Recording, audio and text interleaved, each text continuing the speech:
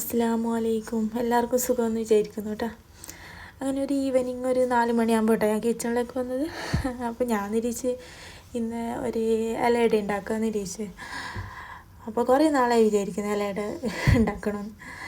അങ്ങനെ താഴെ മദീനയിൽ നിന്ന് ഞാൻ വാഴേൻ്റെ ഇല വാങ്ങിയതാട്ടോ. പിന്നെ എന്താ എല്ലാവർക്കും സുഖമാണ്, ഞങ്ങൾക്കിവിടെ സുഖം തന്നെ കേട്ടോ. അങ്ങനെ കുറച്ചേ ആക്കുന്നു. ഞാനും എൻ്റെ ഹസ്ബൻഡ് മാത്രമേ ഉള്ളൂ. പിന്നെ പുള്ളുണ്ട്, പുള്ള അങ്ങനെ തിന്നില്ല, 1-2 ഇങ്ങനെ തിന്നാൽ മതി. അപ്പം ഞാൻ വിചാരിച്ച് കുറച്ചാക്കാം. അങ്ങനെ ഒരു പാനിൽ ഒരു കഷ്ണം വെള്ളം എടുത്ത് കുറച്ച് വെള്ളം ഒഴിച്ചിട്ട് അത് അലിയാൻ വെച്ചിന് കേട്ടോ. ഒരു 10 മിനിറ്റ് കഴിയുമ്പോൾ അത് നല്ല 10 മിനിറ്റ് അല്ല, ഈ 2 മിനിറ്റ് കഴിയുമ്പോൾ അത് നല്ല പങ്ങ അലിഞ്ഞിട്ട് വെള്ളം പോലെ വന്നിട്ടാ. അതിനെ പിന്നെ ഒരു അരിപ്പയിലെടുത്ത് അതിനെ അരിച്ചെടുത്തിട്ടാ.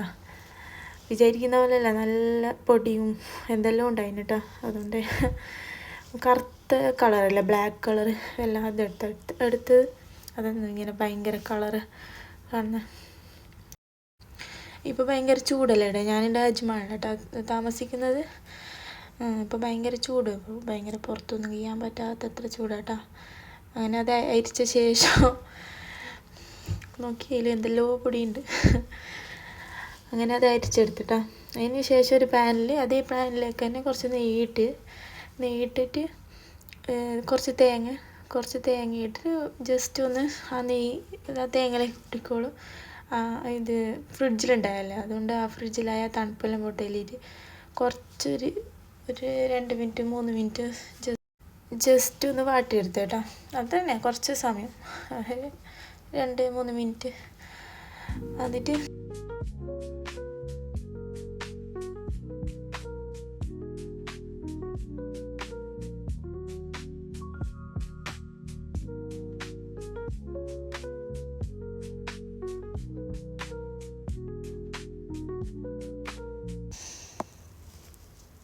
എന്നിട്ട് അതിലേക്ക് ആ ഉരുക്കി വെച്ച വെല്ലം ചേർത്തട്ടാ.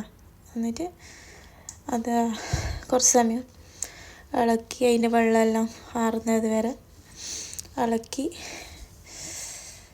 ഈ ഏലക്ക ഇട്ടിന് കേട്ടോ, അത് എനിക്ക് അതിൻ്റെ ക്ലിപ്പ് എൻ്റെ എന്തോ മിസ്സായിപ്പോയി, ഡിലീറ്റ് ആയിപ്പോയി എഡിറ്റ് ആക്കുമ്പോൾ. ഏലക്ക 2 ഏലക്ക ഇട്ടിന് കേട്ടോ. ഏലക്ക ഇട്ടാൽ നല്ല മണമല്ലേ, അങ്ങനെ 2 ഏലക്ക ഇട്ടിന്. ഇതേപോലെ ആയിട്ടാ, നല്ല അടിപൊളി പണ്ടായിട്ട്. ഞങ്ങളുടെ നാട്ടിൽ പണ്ടെന്ന് പറയും, നിങ്ങളവിടെ എന്ത് പറയുന്നതെന്ന് കമൻ്റ് ഇടാം കേട്ടോ. പിന്നെ വാഴയിലെടുത്ത് അതിനെ തീയിൽ വെച്ച് വാട്ടിയെടുക്കുന്ന കേട്ടോ.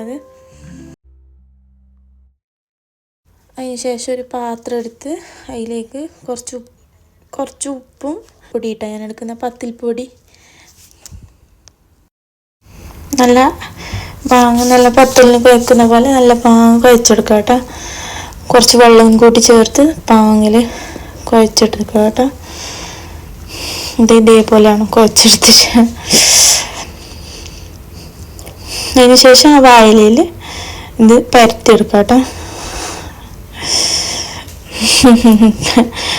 അപ്പോൾ ഇത്ര തന്നെ കേട്ടോ ഇന്നത്തെ വിശേഷം. അപ്പോൾ എൻ്റെ വീഡിയോ ഇഷ്ടപ്പെടുന്നുണ്ടെങ്കിൽ ലൈക്ക് ചെയ്യുക, ഷെയർ ചെയ്യുക, കമൻറ്റ് ചെയ്യുക, എല്ലാം നിങ്ങളെ അഭിപ്രായങ്ങളൊക്കെ രേഖപ്പെടുത്തുക കേട്ടോ.